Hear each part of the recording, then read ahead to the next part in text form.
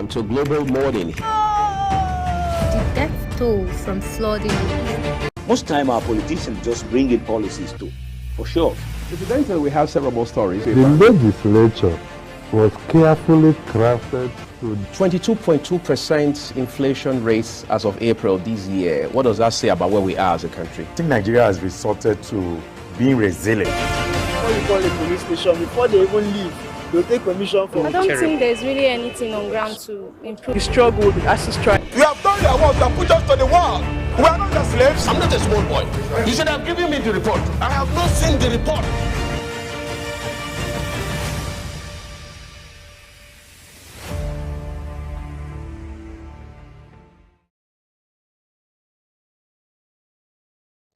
Hello and thank you for joining us here on Global Television. We're in Abuja, Nigeria's capital.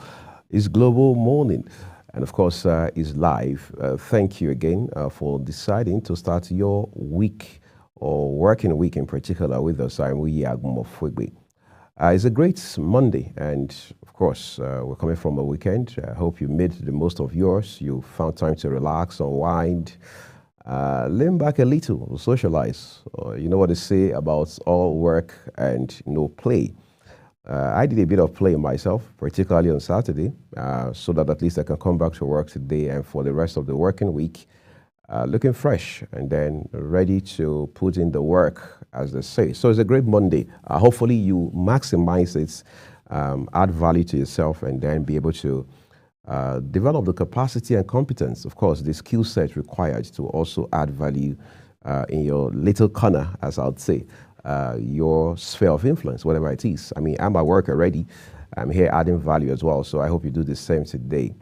In Nigeria, I'm also sure every citizen is making efforts to bring value at different levels.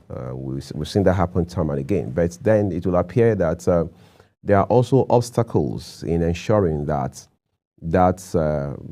reality doesn't come to fruition. I mean, the fact that we're adding value doesn't actually add up, that kind of thing. But we'll continue. We won't be deterred. Last week was sort of bizarre on many levels for us as a country, and that ran into the weekend. I mean, the school collapse in the city of Jos in Plateau State, that's north central of Nigeria. That was a devastating incident. You know, when the story broke about how that a school had collapsed and many persons, pupils and teachers were trapped, it was already heart-wrenching. But then, by the time we realized that not only were these pupils in this secondary school in the middle of a very crucial examination, it was also the fact that, as we later came to find out, over 20 of them, some reports says 22 of them had actually died, with several of them hospitalized. As of yesterday, we can authoritatively confirm that a good number of them had already been discharged from the hospital. But this singular incident in Jos, Plateau State, raises again questions around structures, around their integrity, and then standards, regulatory concerns, as we know them, all right? Because whether you like it or not, this is not the first of such incidents we've seen. The only difference this time being that it has to do with a school, not just a school, but one where you had people real-time writing examination and those also supervising them being trapped. What do we say to the families of those who have lost their lives? What do we say to the families of those who are probably going to end up maimed, some of them maybe losing limbs, some of them being bedridden for months, maybe for a couple of years? You know, look at the challenges that will emanate on account of just this singular incident. From Lagos to Anambra to Abuja to Kano, we continue to hear about building collapses. The question is there anything we can do about this? Can we also say that this immediate or instant case in Jos, Plateau State, is an act of God? Apparently, it isn't. But does it not highlight how much of work we haven't done, or if you like, left undone, in terms of how proactive we should be regarding how we regulate structures in this country? Given the number of building collapses we're seeing in Nigeria end to end in the last, say, 20 years, for example, What are we doing as a regulatory community, for instance, within the structural engineering space to ensure that we test buildings for integrity, all right? Structural integrity, that is, because whether you like it or not, as of today, I've spoken with experts of the records, and you'll be alarmed at some of the things you hear about even public buildings, institutional structures, not just residential buildings, not just estates that are private altogether. We're talking about buildings owned and used by governments. How some of them are even having integrity problems, integrity gap. Who is taking responsibility for those? Who is taking one step ahead of the rest of us to say, let's see what exactly we can do about this? As it stands today, it is obvious that there are structures in this country that should be taken down by all means.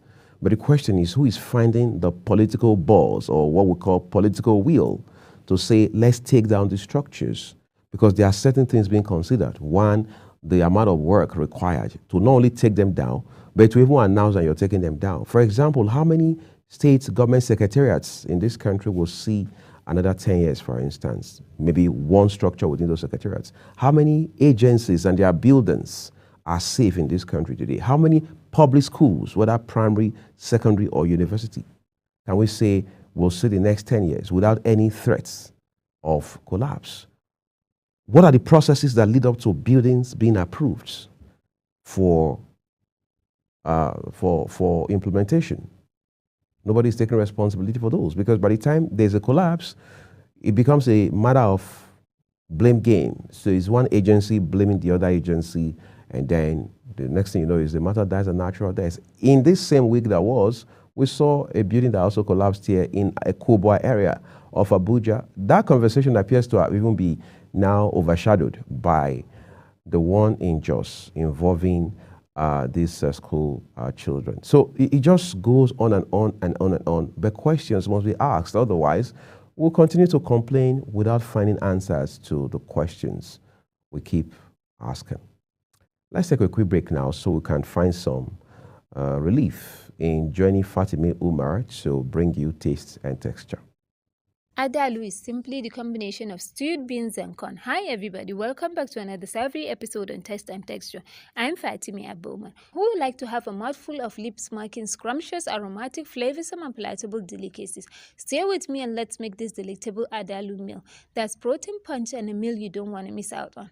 Adalu is a Yoruba corn and beans porridge, native and popular in Yoruba land region, Benin and Togo. Incredibly delicious and incredibly filling. It is comforting meal, not too complicated protein punch. It's deliciously savory and doesn't require a whole lot of finesse to make. It is a delicious fusion of stewed beans and corn. It's nutritious, especially when you don't add too much palm oil. Adalu is a Nigerian food mainly eaten by the people of the western part of Nigeria, the Yorubas. The original name in Yoruba is Ewa Ati Apado, and it's called Agwa na Oka in Igbo language. It's basically one of their delicious dishes. The combination of beans and corn gives it the name Adalu, Ewa Ati Agbado. Adalu is beans and fresh corn cooked together with local seasoning and spices. Most Nigerians love this delicious meal. It is rich in protein and carbohydrate as well. And the ingredients needed are 2 cups of raw beans, 2 ripe plantains, pepper mixture blended, tatashe, rodo, and tomatoes, palm oil, onion, 400 grams of fresh corn or more, salt, seasoning cubes, ground crayfish, optional. And now let's make it. Beans take longer to cook, so avoid adding salt while it's still hard. Always add salt at the tail end of your cooking. If you have a pressure cooker, it cuts down the time and saves energy when used to cook beans. If you don't have a pressure cooker, add potash to the beans as it also speeds up the process. Add chopped onions to the beans, cover with enough water and bring to boil until soft, 95% done. Add sliced plantain and cook for another 10 to 15 minutes. Add more water to beans if need be. Place a pan on medium heat. Add the desired amount of palm oil and heat for about 5 minutes. This process is just to get rid of the curdling taste you get from uncooked palm oil. Add palm oil, pepper mix, salt, fresh corn, crayfish, and seasoning to the beans and cook for another 10 to 20 minutes till all ingredients are well combined. Stir in between to mash beans and avoid burning. Serve Fadalu with gari or any other side dish of your choice. It is delicious and pleasurable to your taste buds. That's it on today's episode of Scent and Texture. See you same time next time for another luscious staple. Bye.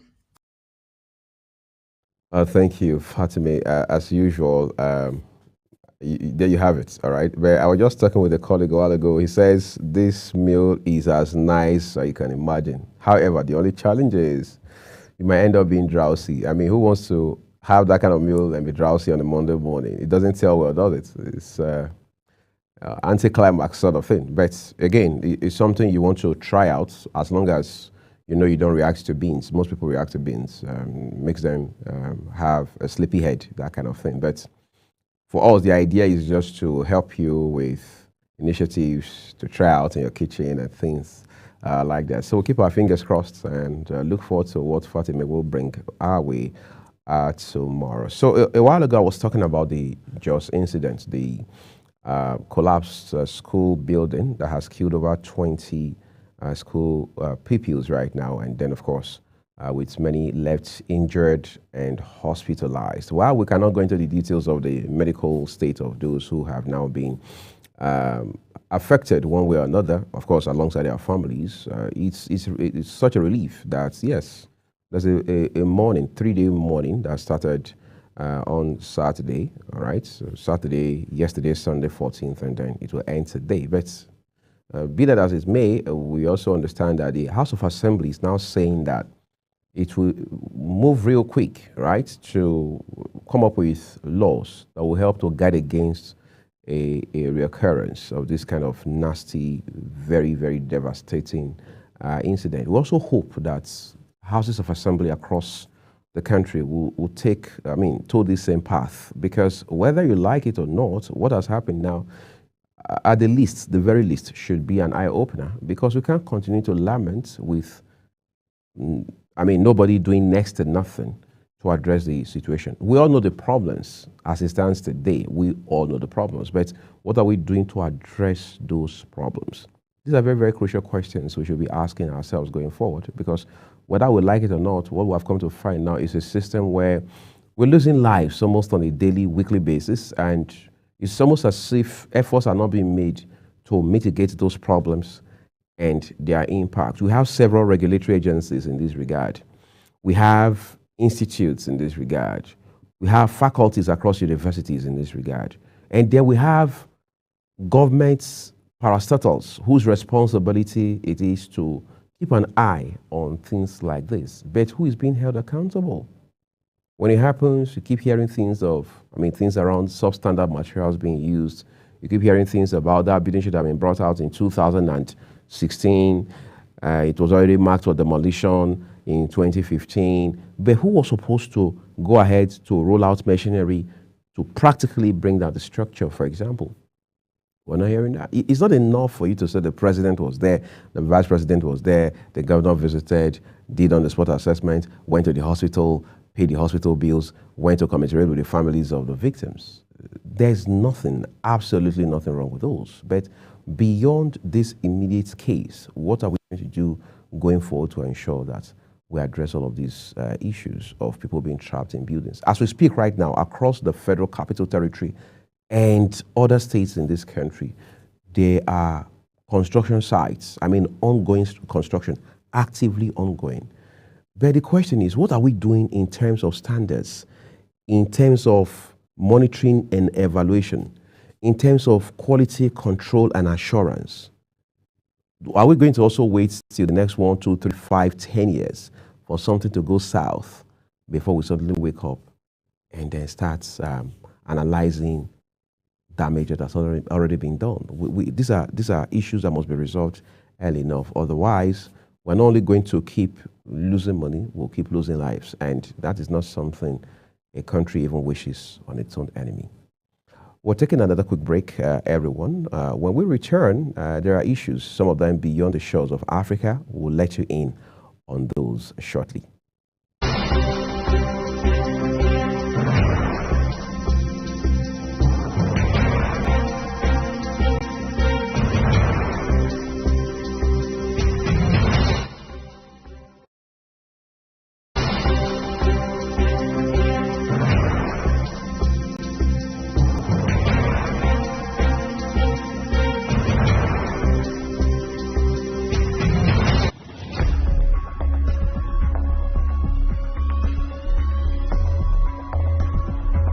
Global TV concept is the emerging, brand that everybody must watch. So I subscribe, and I'm prescribing that we must all be ready to begin to watch Global TV. So keep watching Global TV, especially for updates on agriculture, food, commodities, and without food there is no great nation. So please watch Global TV because it's going to change your life.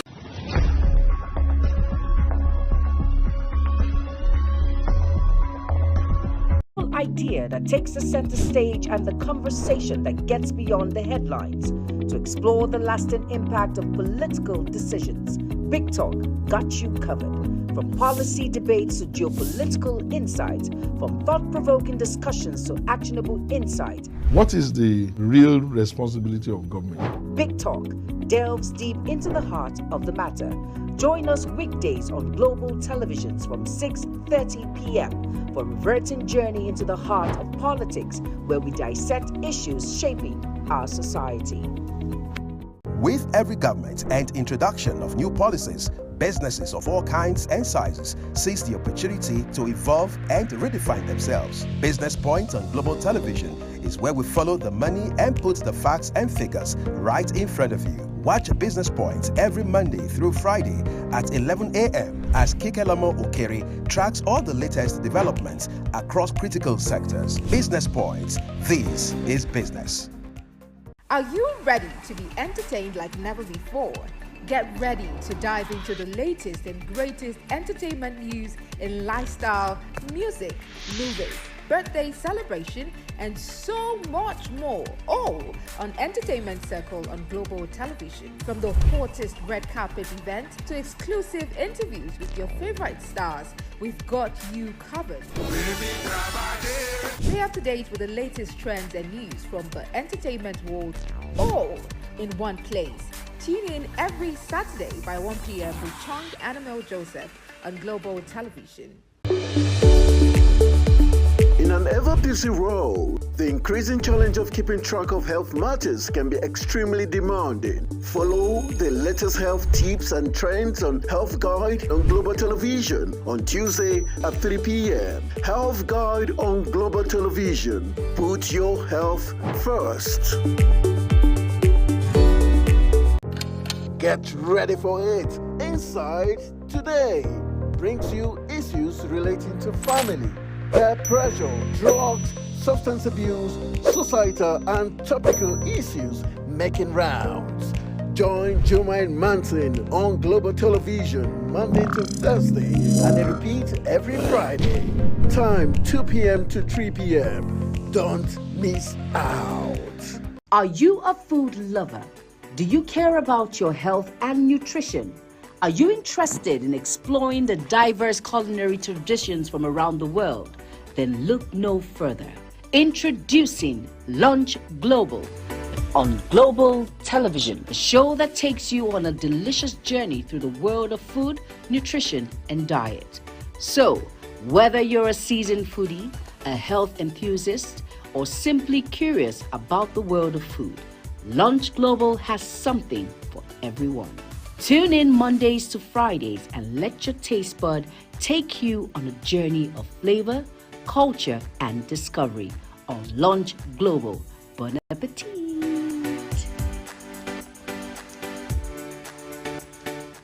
Time check. It's midday.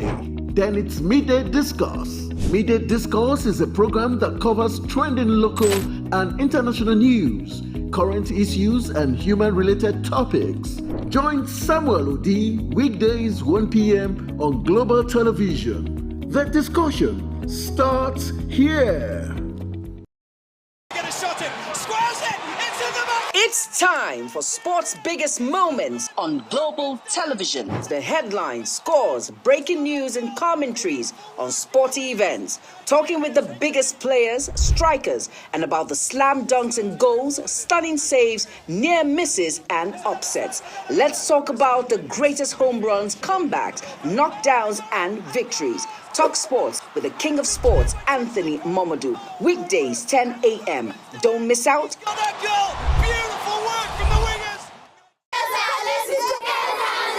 Hello, children. Gather round, let me tell you a story. Do you know that stories have a way of captivating the minds of children, bringing fun and imagination to teach them morals? Join Sharon Ajay as she takes you to explore the thrilling and exciting world of storytelling. I'll be sharing with you our next interesting story. Tune in every Saturday on Global Television, time 5:30 p.m.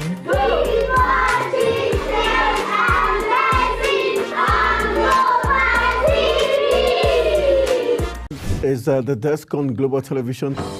Nigeria. Come join Anthony Momodu on television's most compelling and facts-finding talk live show.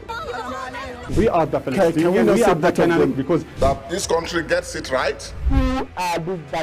It's the Dex on Global Television, where we analyze and dissect storming issues and commentaries in the world's biggest black nation, Nigeria. Who is being held accountable for this money? The eyes have it. We stay and decide policies and reforms on the Dex. Tune in Mondays to Fridays, 5 p.m. to 6 p.m. on Global Television. Let's stay on the Dex. Global Morning is your ultimate destination for engaging political and economic matters. I am Uyi Agmofwebe. And don't forget to include social discussions. Tune in every weekdays from 7 a.m. to 10 a.m. I am Queen Agaba. For insightful breakfast ideas, business summaries, sports highlights, international and local news perspective, I am Anthony Momodu. Don't miss the in-depth analysis of current and political issues by the Global Morning team and experts. I am Jumai Manson. Catch Global Morning here on Global Television. Getting on the action. I am Edikan Michael. We are the Global Morning team.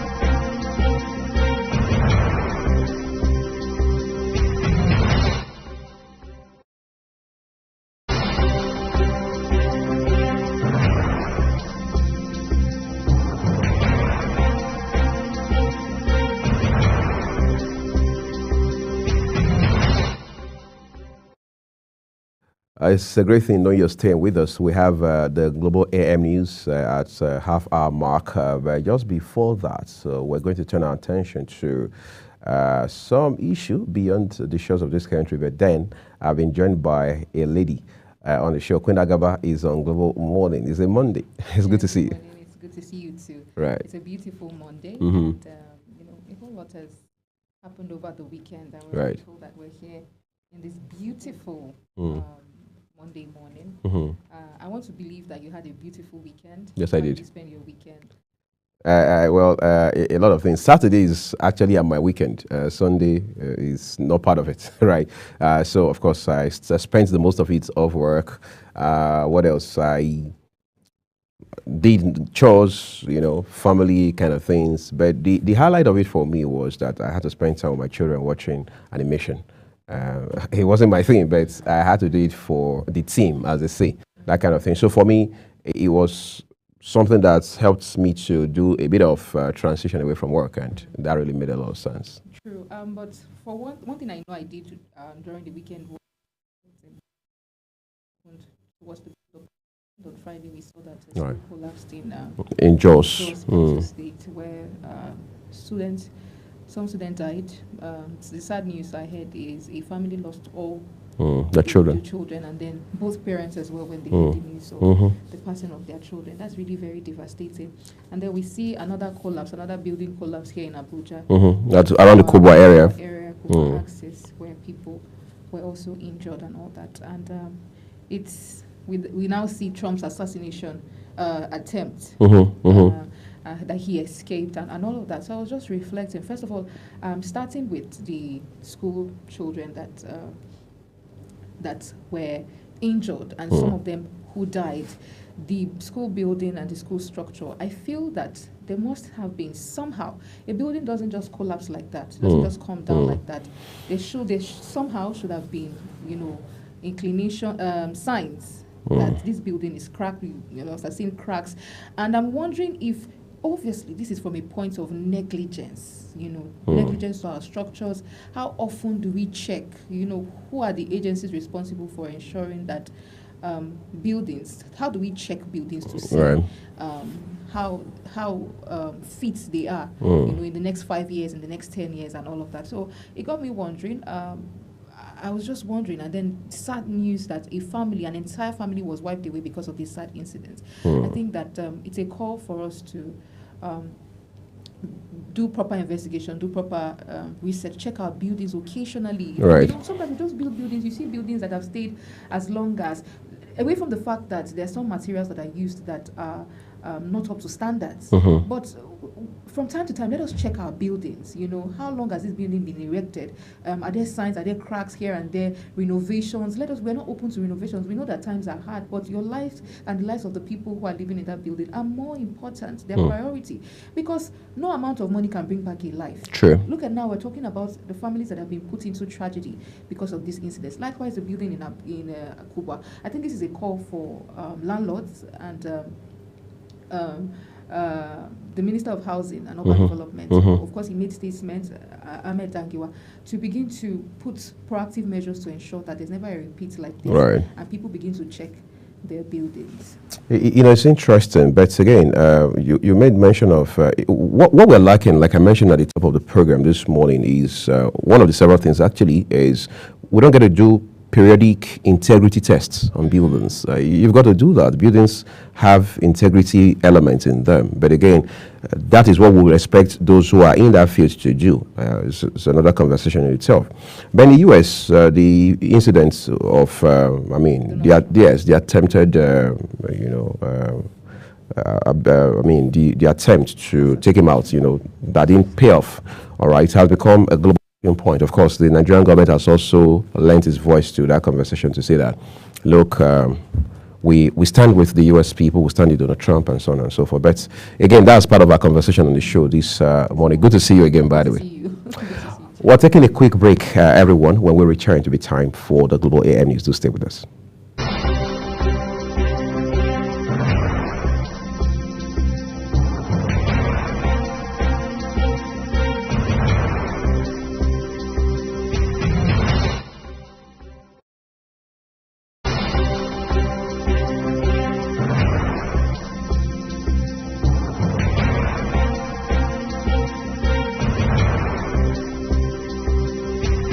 For an insightful idea that takes the center stage and the conversation that gets beyond the headlines, to explore the lasting impact of political decisions, Big Talk got you covered. From policy debates to geopolitical insights, from thought-provoking discussions to actionable insight. What is the real responsibility of government? Big Talk delves deep into the heart of the matter. Join us weekdays on Global Televisions from 6:30 p.m. for a riveting journey into the heart of politics, where we dissect issues shaping our society.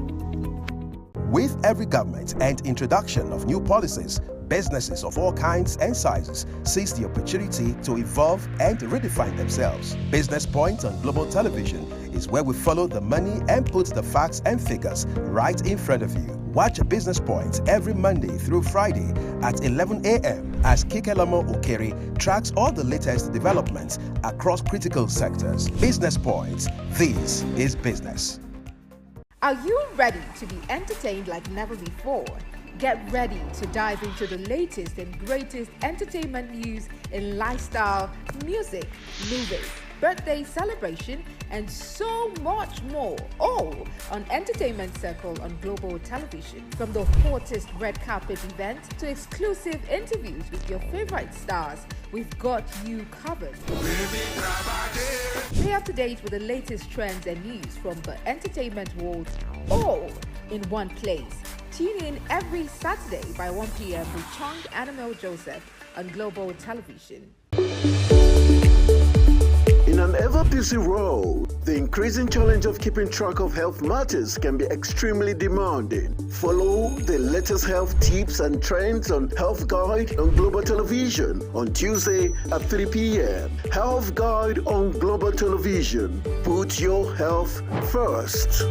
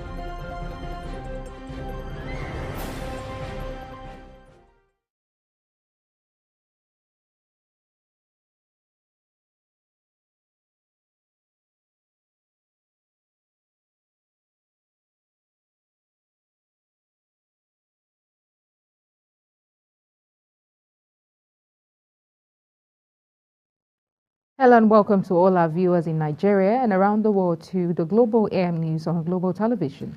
We're coming to you live from the nation's capital, Abuja. I am Queen Agaba. President Bola Tinubu says plans are on the way to complete the rehabilitation of the East-West Road connecting Bayelsa, Rivers and Akwa Ibom. Tinubu made this known at the end of a 3-day stakeholders summit organized by the Niger Delta Development Commission in Port Harcourt. President Bola Tinubu has appointed Tosin Adeoju as the new Executive Secretary of the National Lottery Trust Fund. Statement issued by Special Advisor to President Tinubu on Media and Publicity, Ajirin Galale, says Adeoju's appointment aims to drive the agency's objective of supporting good causes in Nigeria. Ngalale noted that Adeoju is a seasoned administrator and good governance advocate and is expected to bring transparency and efficiency to the agency's operations. Similarly, President Bola Tinubu has approved the appointment of Saleh Abubakar as the new Director General of the National Agency for the Great Green Wall. Abubakar's appointment was contained in a statement made by Tinubu's aide on media and publicity, Ajirin Galale, describing the appointee as a highly experienced public administrator with decades of experience across several sectors. The Governor Caleb Mufwang-led Plateau State government has declared 3-day mourning for those who died in the Saint Academy School building collapse in the state. At least 22 students and teachers died, while dozens of others sustained varying degrees of injuries at the school in Busabaji, Jos, not local government area of the state, following a building that collapsed in the school on Friday when students were writing an examination. The state government, through its Commissioner for Information, Musa Ashims, ordered that all flags within the state be flown at half-mast during a 3-day mourning that starts July 13th to July 15th in honor of the victims. Nigeria Bar Association section on public interest has issued a 7-day ultimatum to the Inspector General of Police, Kayode Egbetokun, to stop the directive requiring vehicle owners to register and obtain a Central Motor Information System certificate for a fee of not less than 6,000 naira. It demanded an immediate halt to the issuance and enforcement of the Central Motor Information System certificate, urging the Inspector General of Police to issue a directive stopping the practice nationwide. The association also called for the shutdown of the registration website and physical registration centers, with refunds to be made to those who had already paid. With constant system collapse affecting power distribution nationwide, the United States Agency for International Development has advanced its commitment towards the electrification of Nigerian homes. This came as the agency signed a memorandum of understanding with the Federal Ministry of Power to support electricity sector reforms, market transparency, and expanded access to sustainable, reliable, and affordable power for Nigerians. The agreement will facilitate the implementation of a 115.2 billion naira U.S. government grant-funded technical assistance program for power sector development and reforms in Nigeria. Director of Defense Media Operations of the Nigerian Air Force, Air Vice Marshal Edward Gapquet, says its air component of Operation Well Punch has carried out precision strikes on terrorist enclaves in Giwa local government in Kaduna State, killing many terrorists who last week had ambushed troops along the Kaduna-Abuja road and killed several soldiers. Nigeria Labour Congress, NLC, has raised the alarm over its removal from the boards of federal government agencies and the refusal to inaugurate the board or the parastatals its statutory has representatives. In a protest letter to President Bola Tinubu, the NLC says the latest was its removal from the board of the Nigerian Education Loan Fund. The protest letter, signed by President of the Congress, Joe Ajaero, alleged that its removal from the board of the Nigerian Education Loan Fund came after its representative attended 2 meetings and asked probing questions. Consequently, An amendment to the act was taken to the National Assembly delisting NLC within a record time of 2 days or less. The Federal High Court sitting in Lagos has ordered former Minister of Information and Culture Lai Mohammed and the Ministry of Information to disclose details of the agreement between the federal government and X, formerly Twitter, to assess whether the agreement complies with the exercise of Nigerian human rights online. The judgment was delivered by Justice Nnamdi Okwi-Dingba following a Freedom of Information suit brought by the Socio-Economic Rights and Accountability Project, SERA. The Ooni of Ife, Oba Adeyeye Ogunwusi, in collaboration with the Small and Medium Enterprise Development Agency of Nigeria, has unveiled a 1 billion naira endowment fund meant to support female entrepreneurs in the country. The Ooni, who was joined by the agency's Director General, Charles Odi, to unveil the fund at the event held in Ile-Ife, Osun State, that young female entrepreneurs would draw from the fund to grow their businesses. You're watching the Global AM News, coming to you live from the nation's capital, Abuja. We're on Star Times, channel 276. Kindly follow us on all social media platforms using @Global TV NG and other handles now showing on your screen. When the AM News returns, African Development Bank President Adesina cautions against dependence on import as a strategy to address food insecurity. This and other stories coming right after this break. Do stay with us.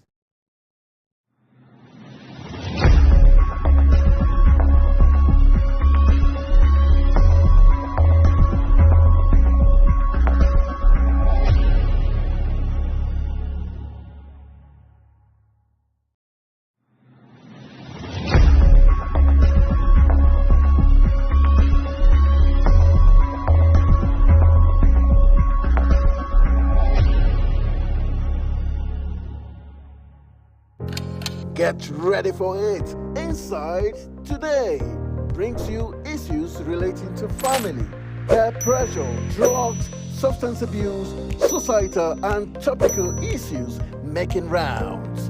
Join Jumaine Manson on Global Television Monday to Thursday and they repeat every Friday. Time 2 p.m. to 3 p.m. Don't miss out.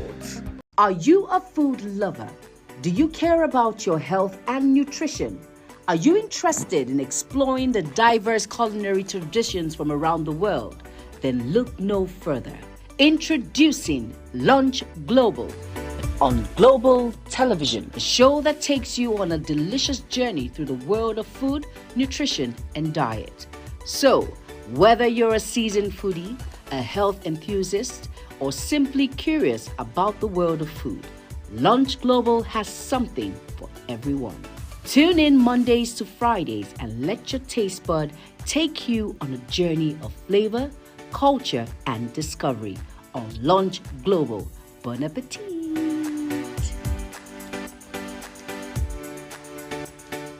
Time check.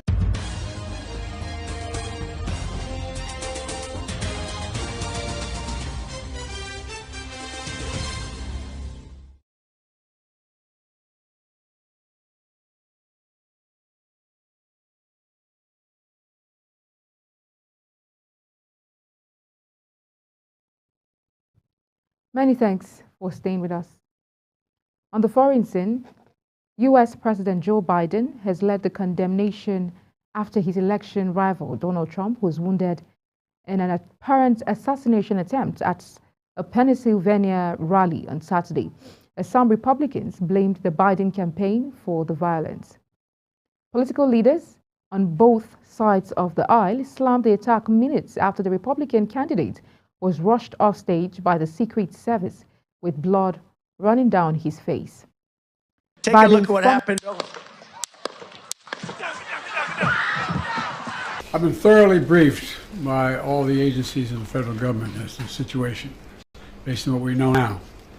I have tried to get a hold of Donald. He's with his doctors.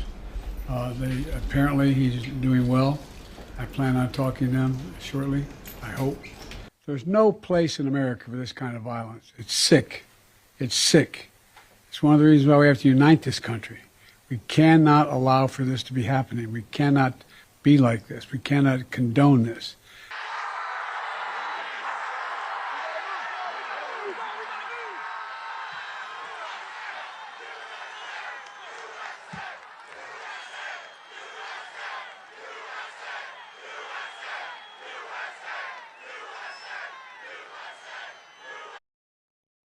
In the meantime, Meta has lifted the final restrictions on Donald Trump's Facebook and Instagram accounts in the run-up to U.S. presidential elections in November.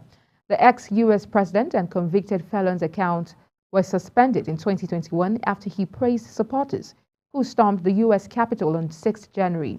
Trump's accounts, which combined have over 60 million followers, were reinstated in 2023 but subject to additional monitoring, which has now been removed. Hamas says it has withdrawn from talks on a ceasefire in the Gaza war owing to what it called Israeli massacres and the country's disposition to ongoing negotiations. Hamas also stated that the group's military leader, Mohammed Deif, was fine and working despite Israel's huge bomb attack on a southern Gaza camp that it said targeted the wanted Hamas commander. Hamas political leader Ismail Haniyeh told international mediators, Qatar and Egypt of the end of the talks on a ceasefire plan first outlined by U.S. President Joe Biden in May.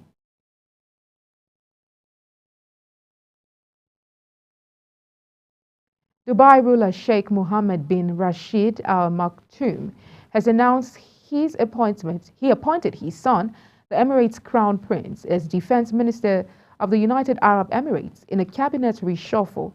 Sheikh Hamdan, age 41, is the second son of Sheikh Mohammed and has held the title of Crown Prince of Dubai since 2008.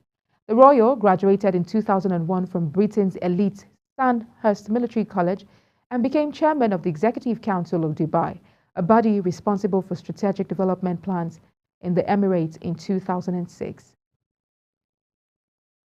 In business, the federal government has begun the implementation of the free and discounted conversion of petrol and diesel-powered vehicles belonging to road transport owners and e-hailing ride companies to compressed natural gas in Abuja.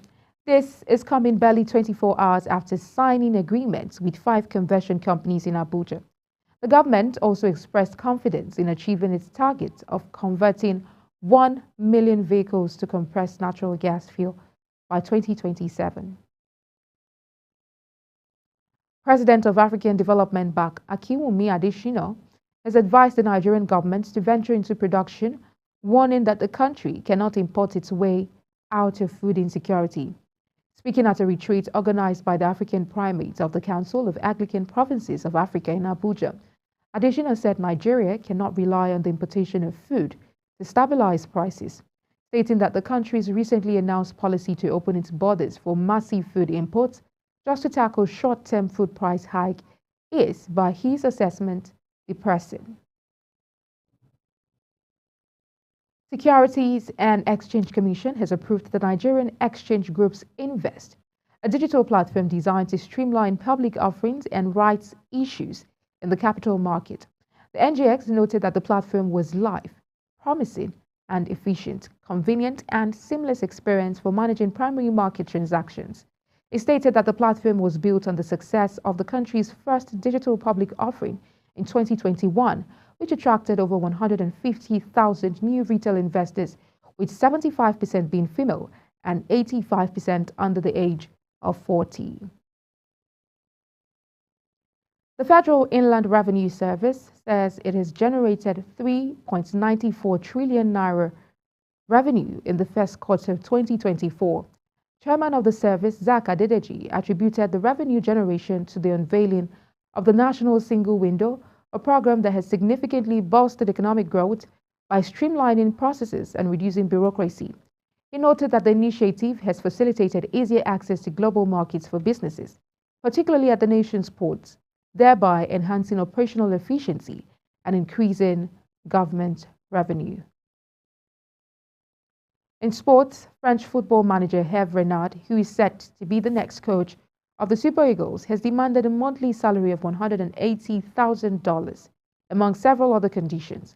The Nigerian Football Federation, NFF, has reportedly made contact with Renard for the Super Eagles job, but it believes a major stumbling block is the Frenchman's demand for a monthly salary in the range of 300 million naira equivalent. Victor Osimhen has again snubbed offers to move to the big spending Saudi Arabian League and wishes to stay back in Europe to play in the UEFA Champions League in the new season. Osimhen reportedly still wants a move away from Napoli, but again, he will not consider taking up a chance to secure his financial future with a lucrative offer in all-rich Kingdom of Saudi Arabia. Last season, the 25-year-old striker revealed how tempting an offer from Saudi Arabian club Al Ahly was. England all-time leading goal scorer Harry Kane has vowed to revenge the ghost of Wembley and end the country's years of hurt after Oli Watkins' last-minute stunner sent England into Sunday's Euro 2024 final. England booked their place in a second straight European final thanks to a famous 2-1 victory over the Netherlands here and will now head to Berlin for a final against Spain, looking to go one better than the hat-breaking penalty shootout defeat to Italy on home soil 3 years ago. As England prepares for a historic showdown against Spain in the Euro 2024 final, thousands of English fans have descended upon Berlin, with many set to watch from inside the Olympia Stadium, while countless others have come to soak up the electrifying atmosphere in the city. And that's it on the Global AM News, and it came to you live from the nation's capital, Abuja. We're on Star Times, channel 276. Kindly follow us on all social media platforms using @Global TV NG and other handles now showing on your screen. I'm Queen Agaba. Thank you for watching and see you again.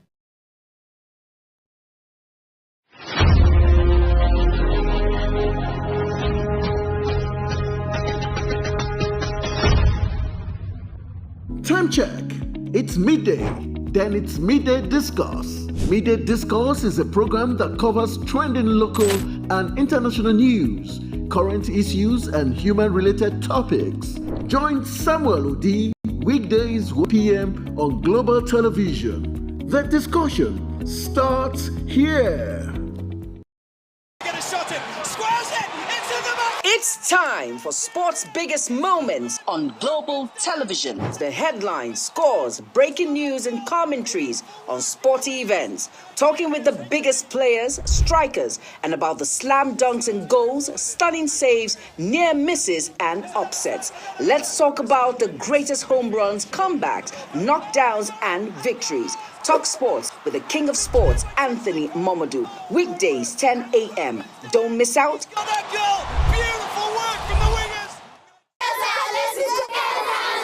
Hello, children. Gather around, let me tell you a story. Do you know that stories have a way of captivating the minds of children, bringing fun and imagination to teach them morals? Join Sharona J as she takes you to explore the thrilling and exciting world of storytelling. I'll be sharing with you our next interesting story. Tune in every Saturday on Global Television, time 5:30 p.m.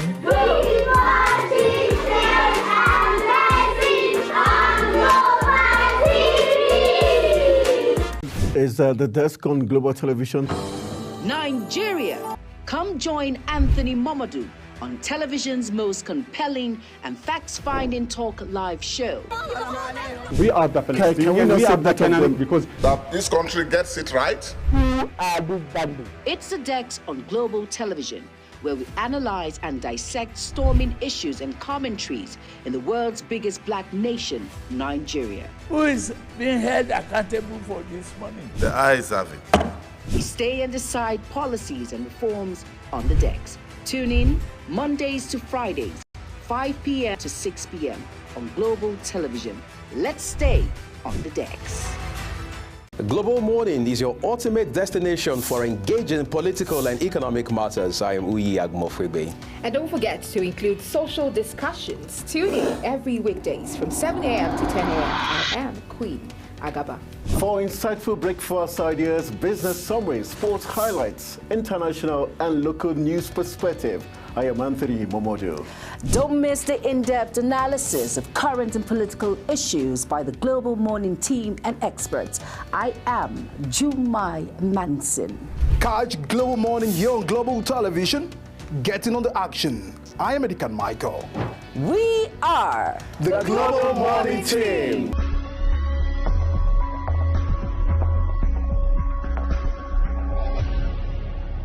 For an insightful idea that takes the center stage and the conversation that gets beyond the headlines, to explore the lasting impact of political decisions, Big Talk got you covered. From policy debates to geopolitical insights, from thought-provoking discussions to actionable insight. What is the real responsibility of government? Big Talk delves deep into the heart of the matter.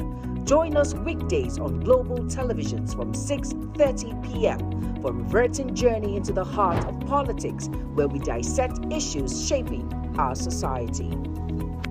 With every government and introduction of new policies, businesses of all kinds and sizes seize the opportunity to evolve and redefine themselves. Business Point on Global Television is where we follow the money and put the facts and figures right in front of you. Watch Business Point every Monday through Friday at 11 a.m. as Kikelamo Okere tracks all the latest developments across critical sectors. Business Point, this is business. Are you ready to be entertained like never before?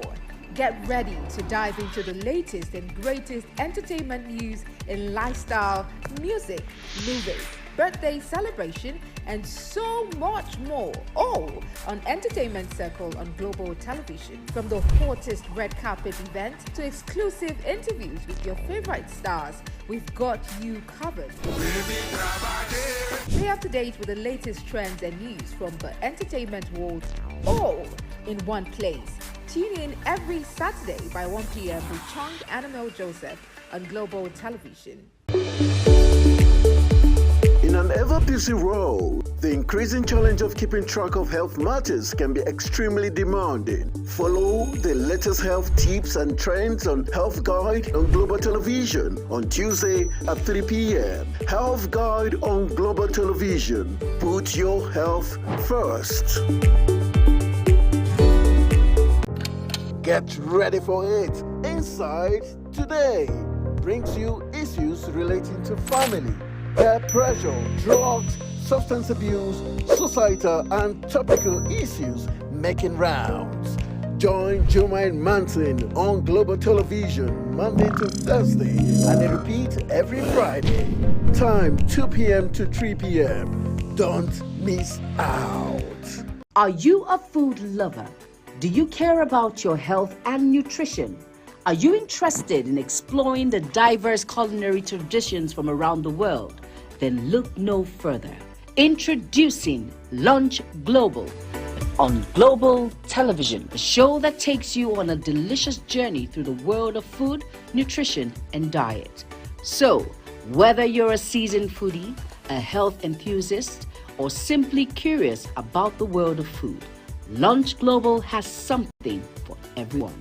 Tune in Mondays to Fridays and let your taste bud take you on a journey of flavor, culture, and discovery on Lunch Global. Bon appetit!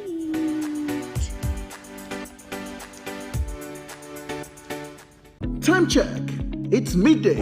Then it's Midday Discourse. Midday Discourse is a program that covers trending local and international news, current issues, and human-related topics. Join Samuel Odi weekdays 1 p.m. on Global Television. The discussion starts here.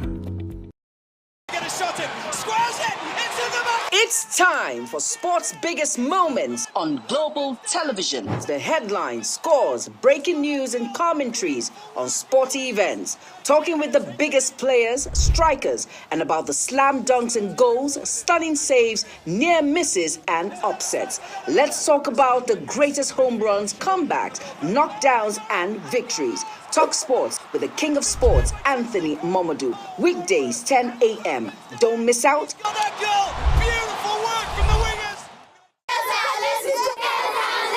Hello, children. Gather around, let me tell you a story. Do you know that stories have a way of captivating the minds of children, bringing fun and imagination to teach them morals?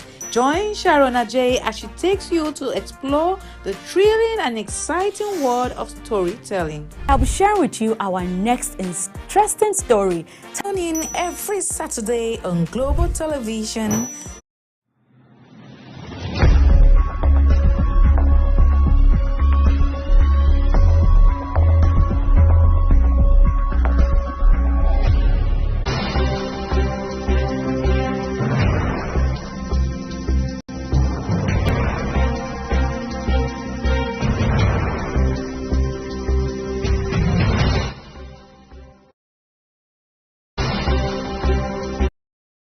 It's a great time to be alive, they say, but it's also a time, according to a political thought leader, that tests the soul of men. And that's one of the things I've seen this past weekend with the shooting at a rally organized by Donald Trump and his supporters in the city of Pennsylvania. Of course, we all understand that for months now, the campaign with regards to the U.S. presidential election has intensified on both sides. The presumptive nominee of the Republican Party, Donald Trump himself, a former president, is railing against incumbent Joseph R. Biden, who is of the Democratic stock, so to speak. People talk about the power of incumbency and how that could work in favor of Biden going into the election scheduled for November this year. However, that doesn't seem to have been the case, because even with indictments arising from the January 6, 2021 protests against Donald Trump, you still realize that his rating continues to swell. His support base has not receded the entire time. And that in itself has become more like some political nightmare for President Biden and his Democrats.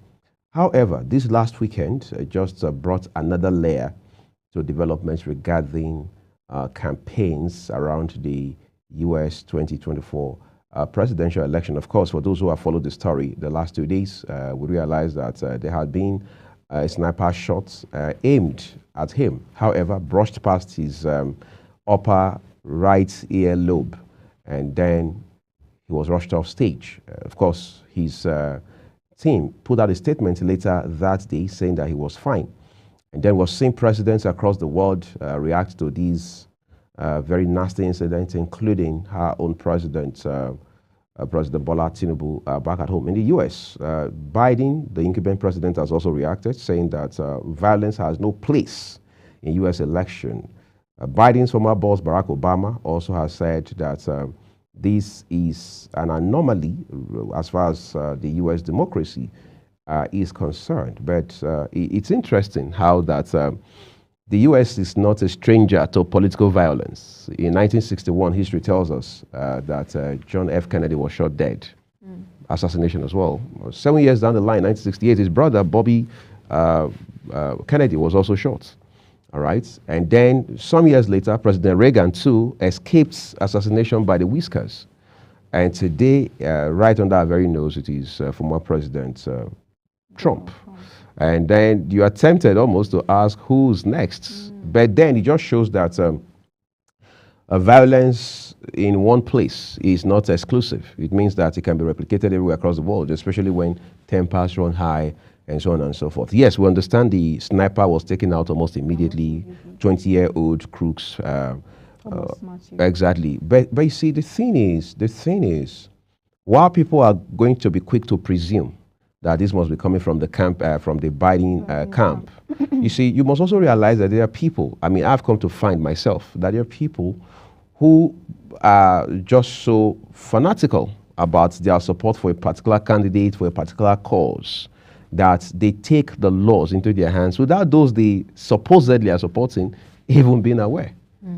Yeah, absolutely true. So while all educations might point to the fact that Biden might be playing on the power of the incumbency, and you know, it's most likely his biggest opponent as it is, or rival, as people would call it, and people would assume that, but I believe that investigations are still going on. Right. We know quite frankly that the sniper was killed immediately. And like you rightly said, we have a lot of fanatics who will go at all lengths, even when the attack is not coming from the opposition parties. We've seen that, take for instance, here in Nigeria, people idolize political leaders, people idolize celebrities.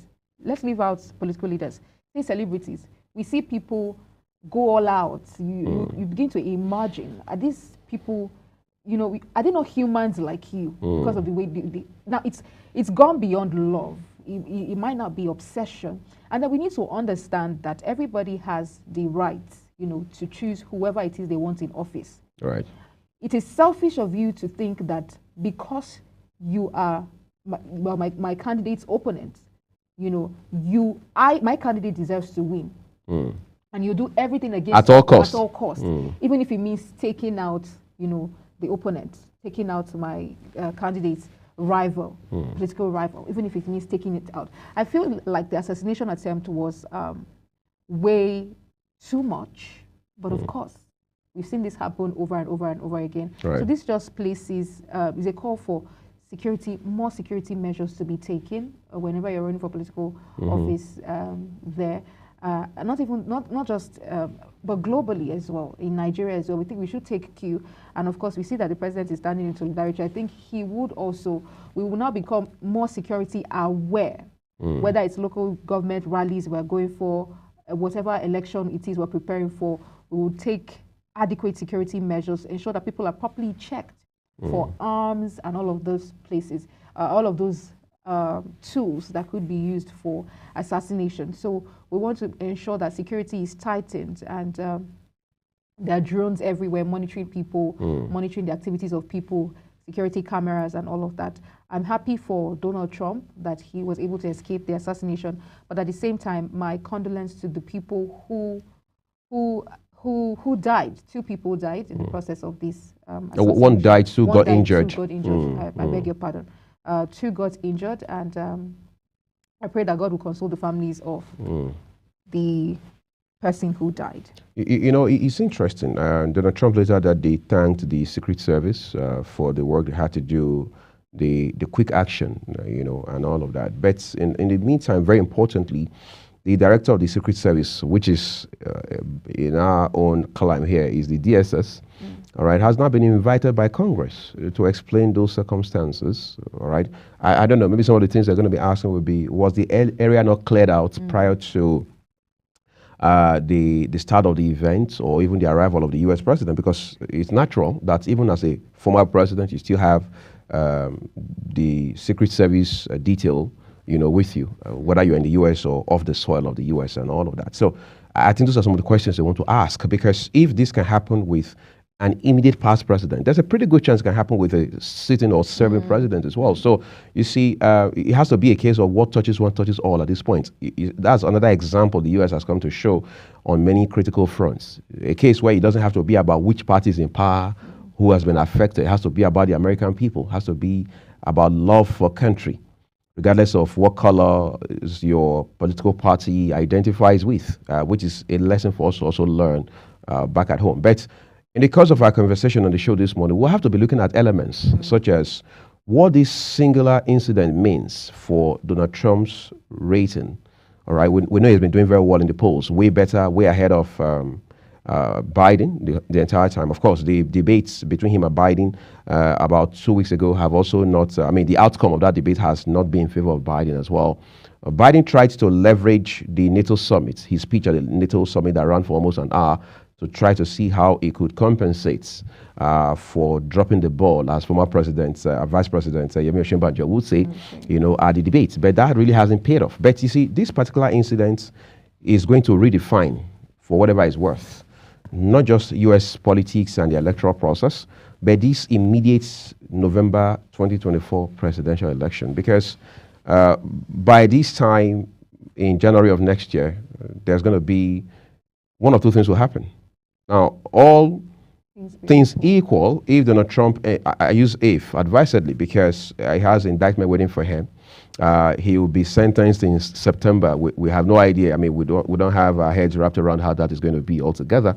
But assuming, for the purpose of this conversation, Donald Trump is going to clench the ticket of the Republican Party, who has their convention around the corner, by the way. And then, of course, Joe Biden is apparently the guy who is going to run on the platform of the Democrats. One of two things will happen come January next year. It's going to be either Joe Biden doing a second term in office, or it's going to be Joe Biden leaving the White House and Donald Trump coming in. So those are the two options that we have in front of us, even though you have a few other parties in the U.S. that are also in the ballot at this point in time. But you see, what this also means, again, is the fact that we must continue to have a system that focuses on the issues, right? Because Donald Trump was there to campaign, as always, and people say that Donald Trump has been far more decent with his campaign this time than he had been in 2016. At least we have not heard him shout Russia, for example. We have not heard him rail much against the Chinese authorities and that sort of thing. But it also means, on the flip side, that President Biden and the Democrats have a lot of work on their hands to do if they must win this election, if they must even put their foot down and make a statement to the U.S. people. Because as it stands right now, you realize that even within the ranks of the Democrats, there are calls for President Biden to step aside because they say, first of all, you have health concerns, and that could be a minus for us going into the election. Absolutely true. We look forward to the election, even as we see the build-up to that election. Like you rightly said, it's one of two things. We either see President Joe Biden again in office, or it's him leaving the White House for Donald Trump to assume office. Sure. On that note, we'll take a quick break now. And when we return, we'll look at the front pages of the papers for you. Please stay with us.